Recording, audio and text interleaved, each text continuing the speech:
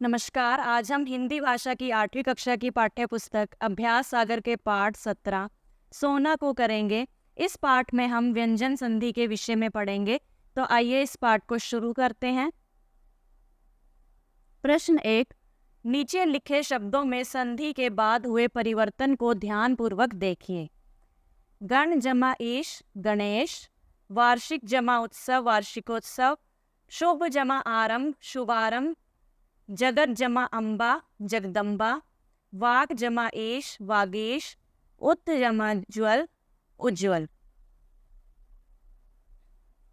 तो संधि करने से पहले, व्यंजन संधि को करने से पहले आपको वर्ण, स्वर और व्यंजन का ज्ञान होना चाहिए। ठीक है। और व्यंजनों का वर्गानुसार यानी क वर्ग, च वर्ग, ट वर्ग, त वर्ग और प वर्ग आदि का विभाजन भी आपको आना चाहिए। जैसे क वर्ग है हमारे पास, ये सभी क्या है? व्यंजन। ठीक है, ये है व्यंजन। क वर्ग क ख ग घ ण, च वर्ग च छ ज झ ण, ट वर्ग ट ठ ड ढ ण, त वर्ग त थ द ध न, प वर्ग प फ ब भ म।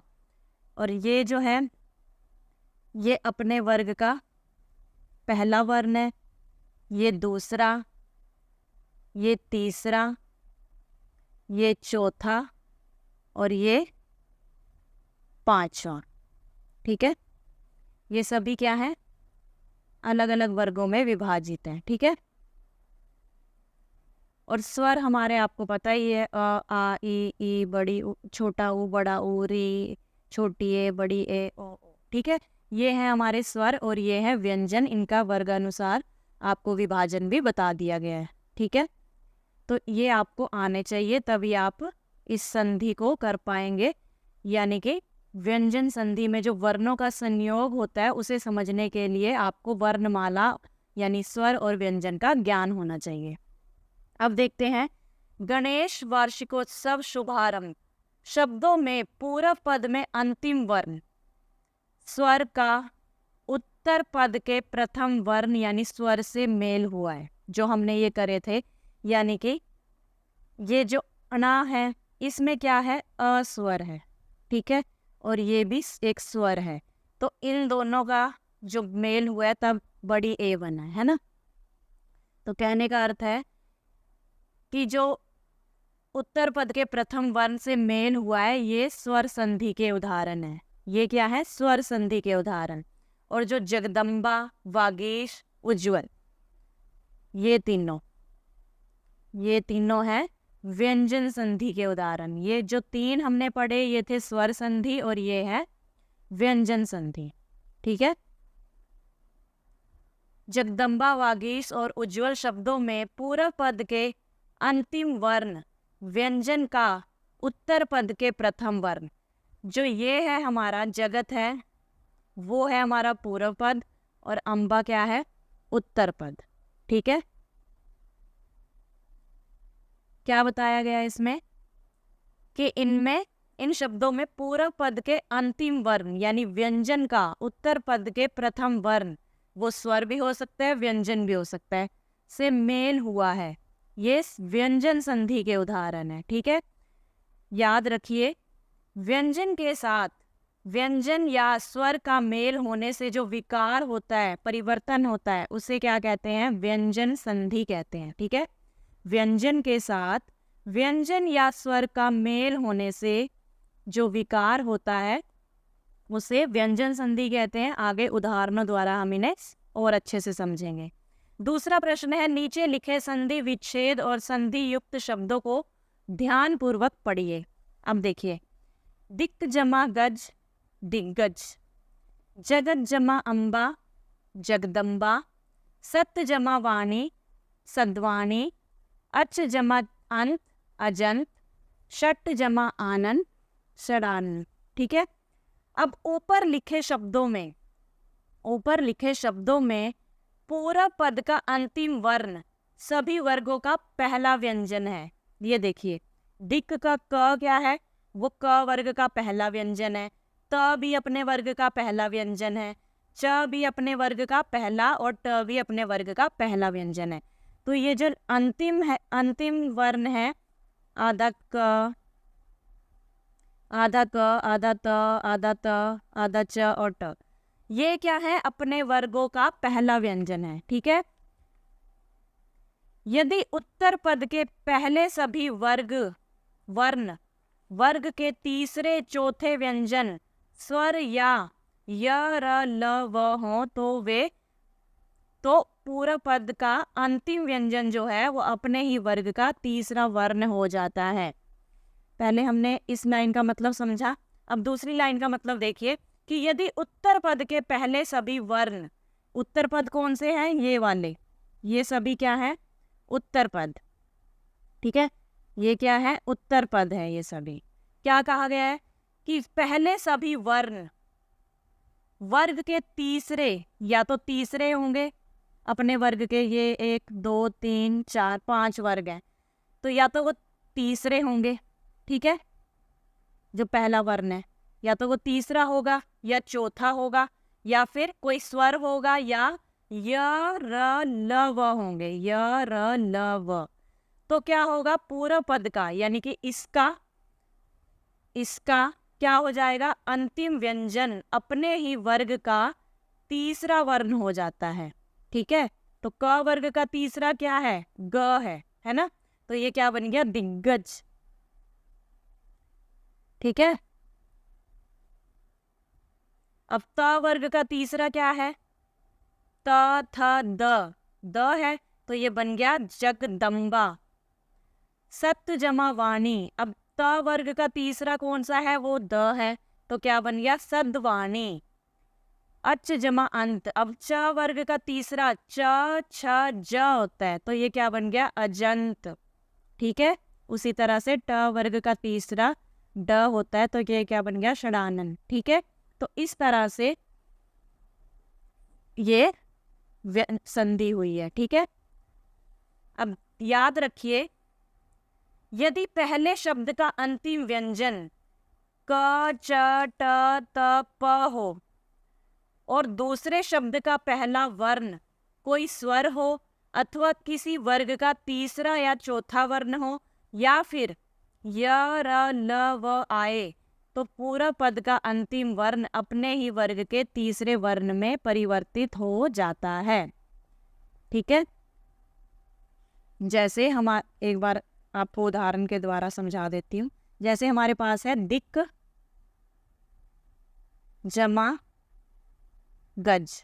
ठीक है, तो ये क्या है? अपने वर्ग का पहला है। ठीक है, क क्या है? अपने वर्ग का पहला, और ये उत्तर पद का पहला वर्ण क्या है? वो ग है, यानी अपने वर्ग का तीसरा है, या चौथा भी होगा या य र ल व होगा।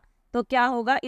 इसका जो तीसरा है ना, ये क ख ग, तो ये ग में बदल जाएगा। क किस में बदल जाएगा? ग में। तभी हमारा क्या बना है? इस क की जगह हमने आधा ग लिख दिया, और ये ऐसे का ऐसा ही दिग्गज। ठीक है, अब नीचे दिए गए शब्दों में संधि कीजिए। ठीक है, अब देखिए वाक जमा जाल, अभी हमने जो ये करे उदाहरण उसी से संबंधित है ये। अब देखिए ज क्या है? ज च छ ज, ये किसी और वर्ग का है। ज किसी और वर्ग का है, अगले वर्ग का है ना? च वर्ग का तीसरा है ये। ठीक है, च वर्ग का तीसरा, और ये है अपने वर्ग का पहला। तो ये किस में परिवर्तित हो जाएगा? ग में, यानी अपने ही वर्ग के तीसरे में, यानी ग में परिवर्तित हो जाएगा। तो क्या बन जाएगा हमारा? वाग जाग। ठीक है, अब इसको करते हैं दिक् जमा गज। ये अभी हमने ऊपर भी किया है। ये दिग्गज, क अपने ही वर्ग के तीसरे में परिवर्तित हो जाएगा। सत्य जमा गुण, अब जो त है वो अपने वर्ग के किस में बदल जाएगा? तीसरे में, यानी त थ द में बदल जाएगा। तो सत्य गुण का क्या बन जाएगा? सद्गुण। इस तरह से संधि होगी। अब प्रश्न 4, नीचे दिए गए शब्दों का संधि विच्छेद कीजिए। अब हमें संधि विच्छेद करना है। भगवद गीता है। ठीक है, भगवद गीता। तो ये जो द है ये कौन से वर्ग का है? त वर्ग का है ना। त थ द, तो ये तीसरे में परिवर्तित हुआ है, यानी कि इसकी जगह पर त आना चाहिए। भगवत और गीता वैसे का वैसे, इस त को हमने द में परिवर्तित करा है, तभी ये भगवत गीता बना है। ठीक है। जगदीश, जगत, ठीक है, जमा ईश। दिग्दर्शन, अब ये ग किस में परिवर्तित होगा? ग अपने वर्ग के पहले में है ना। दिक जमा दर्शन, तब बनेगा दिग्दर्शन। दिक, दिज्ञान का दिक जमा ज्ञान। ठीक है, क्योंकि ये क ग में परिवर्तित हो गया, ये वाला क ग में परिवर्तित हो गया, ये वाला त अपने वर्ग में यानी ग द में परिवर्तित हो गया, और ये वाला त द में परिवर्तित हो गया। ठीक है, तो इस तरह से संधि की जाएगी। अब अगला प्रश्न है, नीचे लिखे संधि युक्त शब्दों और संधि विच्छेद को ध्यान पूर्वक पढ़िए। ये जो हमने अभी करे ये थे हमारा पहला नियम। ठीक है, अब दूसरा नियम देखते हैं। ये है दूसरा नियम, वाक जमा मय वाड़म्य। ठीक है, षट जमा मास षण्मास, उत जमा मत उन्मत, उत जमा नति उन्नति। अब ऊपर लिखे पहले शब्द का अंतिम वर्ण क, ट तथा त है। क है, ट है और त है। ठीक है, और दूसरे शब्द का पहला वर्ण क्या है? वो म है। ये सभी क्या है? म म और न है। ठीक है, दूसरे शब्द का पहला वर्ण म तथा न है। ध्यान दीजिए, पहले शब्द के अंतिम वर्ण, पहले शब्द के अंतिम वर्ण संधि करने पर उसी वर्ग का पांचवा वर्ण बन गए हैं। क वर्ग का पांचवा क्या होता है? ये। ट वर्ग का पांचवा क्या होता है? ये वर्ण। त वर्ग का पांचवा वर्ण क्या होता है? न, है ना। तो ये अपने ही पांचवे में बदल गए हैं। ये जो क है, ये ट है, ये त है, ये अपने ही वर्ग के पांचवे में बदल गए हैं, पांचवे वर्ण में बदल गए हैं, अगर यहाँ पर म है या न है। ठीक है,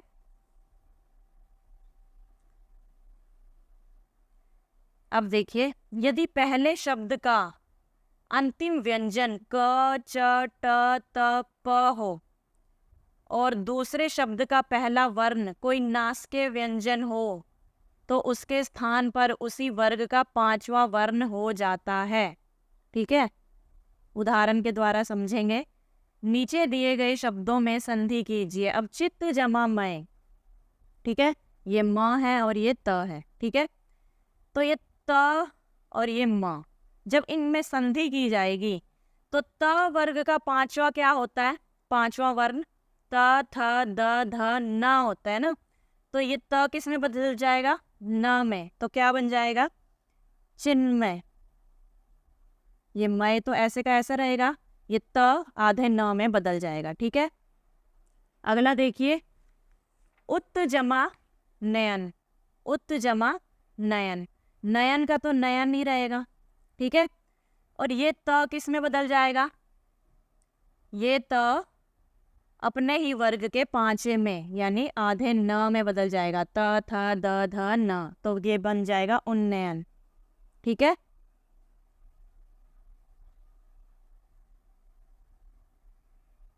अगला देखिए, षट जमा मुख। अब ये मुख तो ऐसे का ऐसा ही रहेगा। अब षट, षट का जो ट है वो अपने वर्ग के पांचवे में बदल जाएगा। किस में बदल जाएगा? पांचवे वर्ण में। तो पांचवा ट वर्ग का पांचवा वर्ण कौन सा है?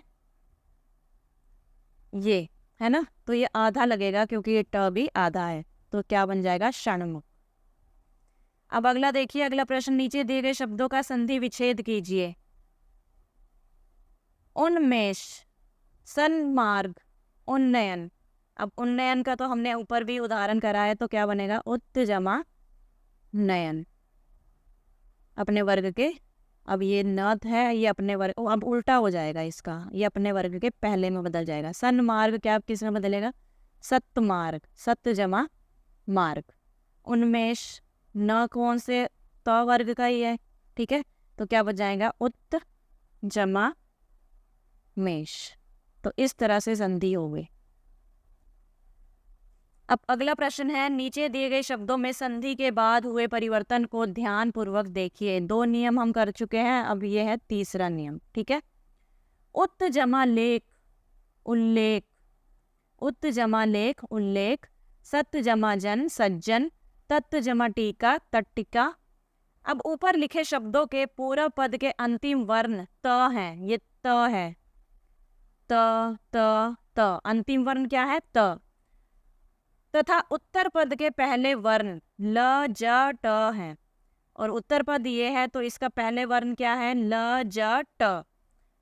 तो संधि करने पर क्या होगा? संधि करने पर पहले शब्द का अंतिम वर्ण, पहले शब्द का अंतिम वर्ण, यानी कि जो ये त वर्ण है वो ल ज ट हो गया है। क्या हो गया है? ल ज ट हो गया है। यदि त के बाद च, ज, झ, ट, ड, ल आए तो पहले शब्द का अंतिम वर्ण दूसरे शब्द के वर्ण में परिवर्तित हो जाता है। जैसे त किस में बदल गया? ल में, ये वाला त ज में, ये वाला त ट में, ठीक है। अब संधि करके देखेंगे तभी आपको समझ में आएगा। प्रश्न देखिए, प्रश्न 9, नीचे दिए गए शब्दों में संधि कीजिए। तत् जमा लीन, तो ये त इसी में बदल जाएगा, ठीक है, तो क्या बन जाएगा? तल्लीन। उत् जमा ज्वल, तो ये त इस ज में बदल जाएगा, तो क्या बन जाएगा? उज्ज्वल। तत्व जमा टीका, तो ये किस में बदल जाएगा? ये ट में बदल जाएगा, तट्टिका, ठीक है।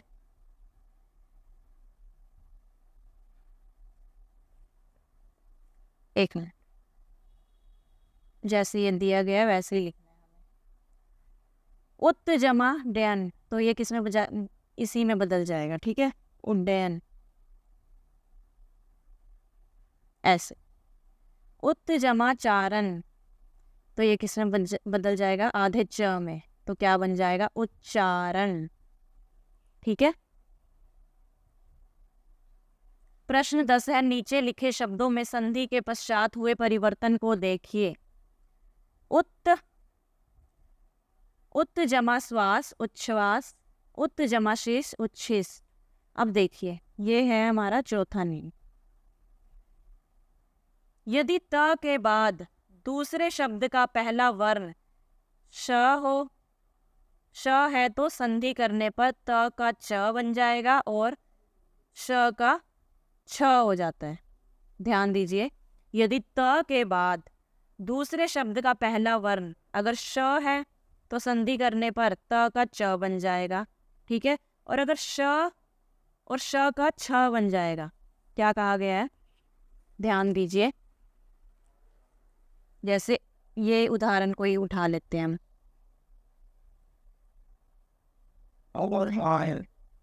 उत् जमा श्वास, क्या कहा है इन्होंने?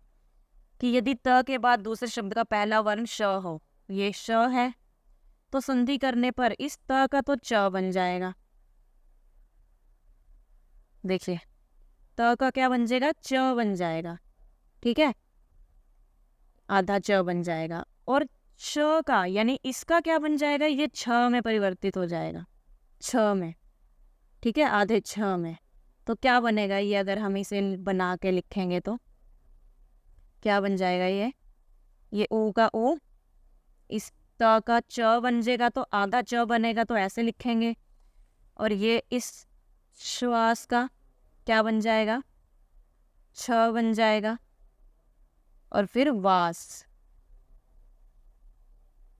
उच्छ्वास, ठीक है, इस तरह से। अब देखिए नीचे दिए गए शब्दों में संधि कीजिए। जैसे सत्य जमा शास्त्र, तो इस त का तो च बनना है, तो स आधा च, और शा का क्या बनेगा, छ बनेगा, और बाकी वैसे तो वैसा। तत्व जमा शिव, तो त का क्या बनेगा, आधे त का च, और इस शी का छी बनेगा, ठीक है, और मात्रा भी लगी हुई है तो तत्शिव, ठीक है। अगला देखिए प्रश्न, नीचे दिए गए शब्दों में संधि के बाद हुए परिवर्तन को देखिए। अब ये एक और नियम है, 5वां नियम लिख सकते हैं आप इसे। पत जमा हति पद्धति, उत जमा हत उद्धत। अब देखिए यदि त के बाद ह हो तो त के स्थान पर द और ह के स्थान पर ध हो जाता है। बस थोड़ा सा ही परिवर्तन है, जैसे ऊपर वाले में त का च बना था, इसमें त का द बन जाएगा। और अगर ये ह दिया है, पहले श था, है ना, अगर श का तो छ बन गया था, और इस वाले ह का क्या बन जाएगा, इस वाले ह का अब क्या बनेगा, ध बन जाएगा। इस उदाहरण को उठा लेते हैं हम। पत जमा थति, ठीक है, त का क्या बनेगा, द बनेगा, है ना, त के स्थान पर द, तो प द आधा ध आधा द, और ह का क्या बनेगा, ध, और ती का ती, तो क्या बन गया ये, पद्धति, ठीक है। एक और उदाहरण ले लेते हैं, यही वाला। उत जमा थत, देखिए अब ओ का ओ रहेगा, इस वाले त का क्या बनेगा, द बनेगा, और ह का क्या बनेगा, ध बनेगा, और त का त, उद्धत, ठीक है। आशा करते हैं आपको आ रहे होंगे समझ में। अगला प्रश्न देखिए, नीचे दिए गए शब्दों में संधि कीजिए। उत जमा हार, तो त का क्या बनेगा, त का द बनेगा, और ह का धा बनेगा, तो उद्धार। आखिरी मात्रा है ना इस ह में, तो यहाँ पे भी हमें मात्रा लगानी है।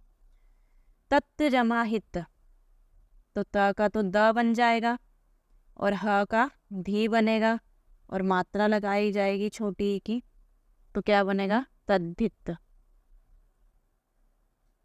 अब अगला प्रश्न है, आओ दोहराएं, नीचे लिखे वाक्यों में उपयुक्त विराम चिन्हों का प्रयोग कीजिए। क्या आप ही श्री राम कुमार हैं?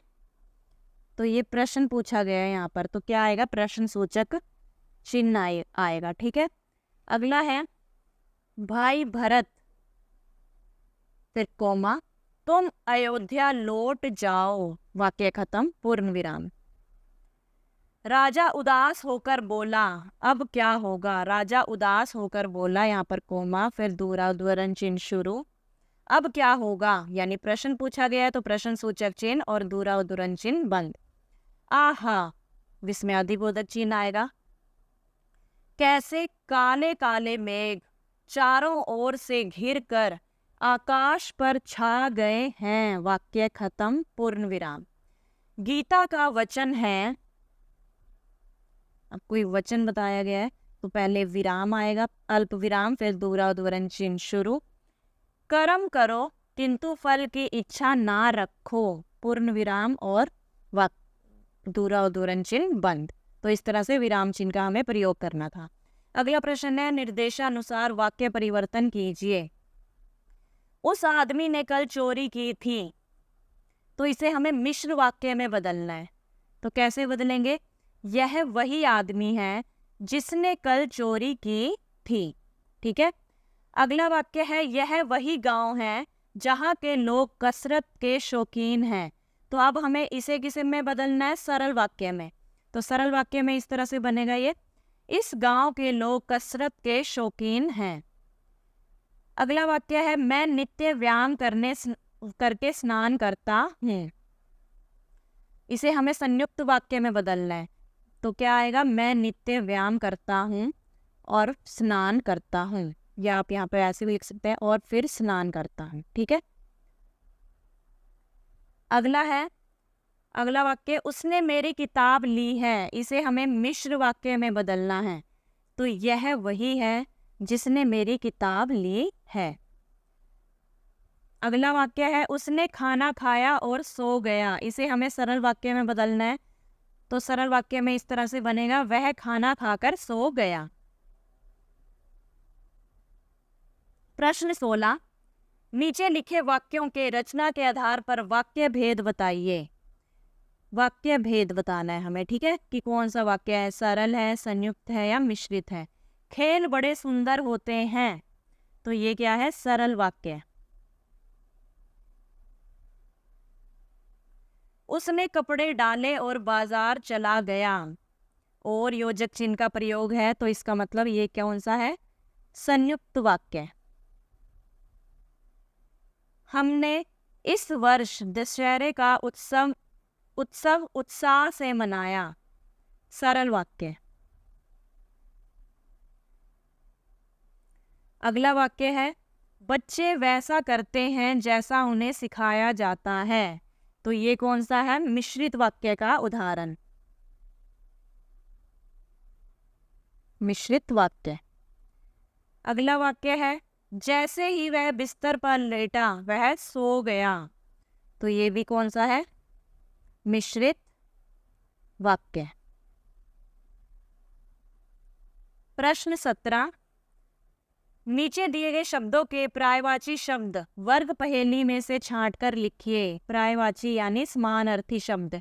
तो महादेव का क्या होगा, महादेव का ये रहा शिव, मरकट का वानर, रोष का क्रोध, नदी का सरिता, अश्व का तुरंग, आलोक का क्या होगा, आलोक का ये रहा प्रकाश, ठीक है, दिन का दिवस, और मनुष्य का मानव, ठीक है। तो अब हमें इन्हें यहाँ पर लिखना है, शिव, महादेव का शिव, मरकट वानर, रोष क्रोध, नदी सरिता, अश्व तुरंग, आलोक प्रकाश, दिन का दिवस, और मनुष्य का मानव। अगला प्रश्न है, आओ लिखें, यदि मैं पक्षी होता या होती, विषय पर 100 से 150 शब्दों में अनुच्छेद लिखिए। तो इस तरह से लिखेंगे, यदि मैं पक्षी होता तो मेरी जिंदगी आसमान में उड़ते हुए बीतती। मैं आकाश की ऊंचाइयों से धरती की सुंदरता को देखता और हर सुबह सूरज की किरणों से जगता। हरे भरे जंगलों, नीले समुद्रों और रंगीन फूलों की खुशबू मेरे लिए नई होती।